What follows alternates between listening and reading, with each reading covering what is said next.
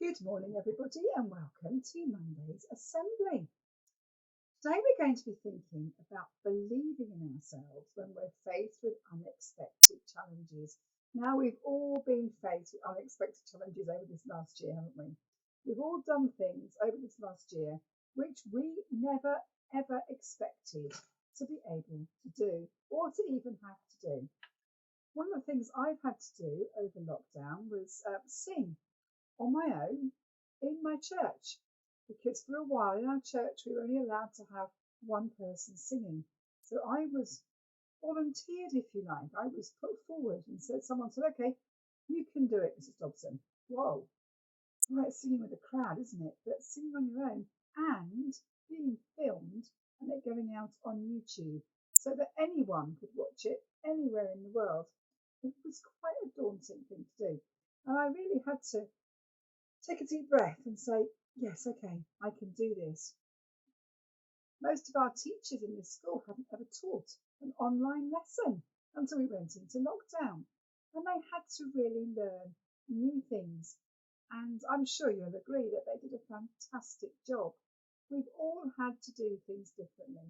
I'm sure none of you ever expected when you started school that you'd be at home learning and seeing your teacher on a screen. Even now, we're learning to do things differently, aren't we? We still can't quite get back to things where they are. We're having to see our friends outside. And certainly, I've done lots of socialising recently, and I've had to set up tables and gazebos in my garden so that I can have my friends round for dinner or for a cup of coffee. We've all sometimes had to do things that we don't think we'll be able to do, even if the person who asks us to do it thinks that we can do it. I'm sure if I asked for volunteers this morning to do something, you'd all put your hands up, because I know in this school everybody loves to volunteer. But I wonder if you were asked to do something quite difficult, whether you'd be so keen to put your hand up and go, me. Sometimes when we're asked to do something, we're unsure about it and we'll try and find excuses. Oh, well, no, I've got something else to do at that time. Or no, it's not convenient. I can't do that. I can't do it, because we make up excuses. But sometimes deep down we know that they aren't just excuses, because we're too frightened to give it a go. You've all heard the story of Moses many times. You remember how he was hidden in a basket because Pharaoh wanted to kill all the newborn Hebrew babies. And so his mum saved him by putting him in a basket. And he was brought up by the princess, wasn't he, the Pharaoh's daughter, because she found him. Well, this story about Moses is when he was all grown up and he was living with the Pharaoh as an Egyptian, even though he knew he was an Israelite. The problem was the Israelites were the Egyptians' slaves. And one day he saw just how badly the Egyptians were treating the Israelites, and he could take it no longer. He couldn't possibly live as an Egyptian when they were being so cruel. So he ran away and he lived as a shepherd in the land of Midian. God was really unhappy about how the Egyptians were treating the Israelites as well.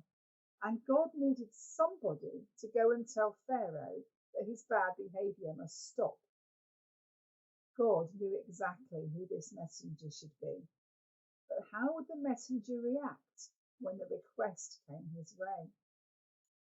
One day, while Moses was leading his father's flock across the desert, he came to Sinai, the holy mountain. As he was walking, Moses saw something really strange. In the distance, he could see what looked like flames. As he drew closer, he saw that the bush was on fire, but it wasn't being burned up. Moses was very curious, and he stepped closer. And he heard a voice calling, Moses, Moses, take off your shoes. This is a holy place. This made Moses even more curious. Who was this voice talking to him out of a bush? A humble shepherd. I am God, God of Abraham, Isaac, and Jacob. I want you to go and set the Israelites free from slavery. Moses said, Me? I'm just a simple shepherd. I can't do that. Deep down, Moses really didn't think he was up to the task. He tried to make excuses to God as to why he shouldn't go. And he said, even if I did go, people wouldn't believe that God had sent him. To encourage Moses and to show him he was capable, and perhaps even to make him feel nervous, God said, Throw your stick onto the ground. Moses gave the bush a funny look.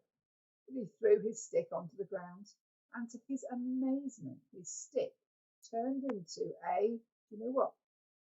A snake. Moses' jaw dropped and his eyes became as wide as saucers. Now pick it up, said God. Moses didn't like the thought of picking up a snake.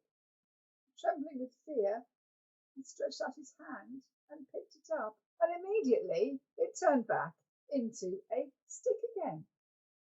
Show them that, said God. That should convince them. After all this, Moses was still anxious about performing God's task. Could he really change everything for the Israelites?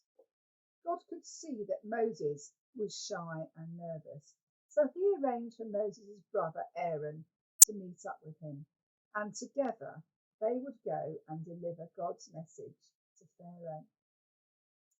That's a great story. I know we've had that story and opened the book before. It reminds us, doesn't it, that sometimes we are nervous to accept the challenge. Is it sometimes because we don't think we're good enough? We don't think we're capable? Do we think of excuses to try and get out of doing it? Are we unwilling to make the necessary changes to rise to this new challenge? Or do we take that risk, work through our anxious feelings, sometimes perhaps find somebody to help us, and rise to the challenge? I know that some of you have got exams coming up, music exams coming up in the very near future. I think that's something that we can get very nervous about, isn't it? We have to go and play in front of a stranger.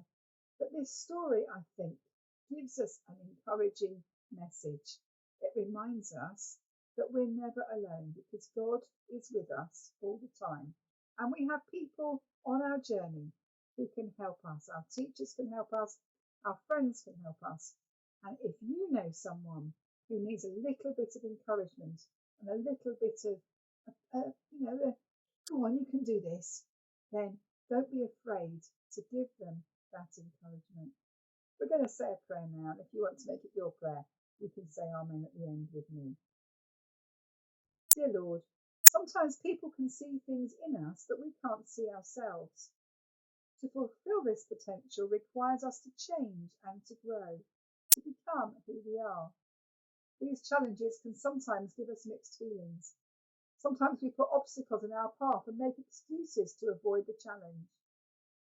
Please give us the strength and courage to overcome our nervous feelings. May we be surprised by the changes that can occur in us. Amen. So this week, let's face our new challenges with courage and with determination to do what we know we should do, and to perhaps do what God wants us to do, and to do as our teachers ask us, because we have to believe in ourselves. And when we do that, we find we can overcome some of the challenges that life throws at us. Have a great week. I'll see you during the week, and stay strong, keep smiling.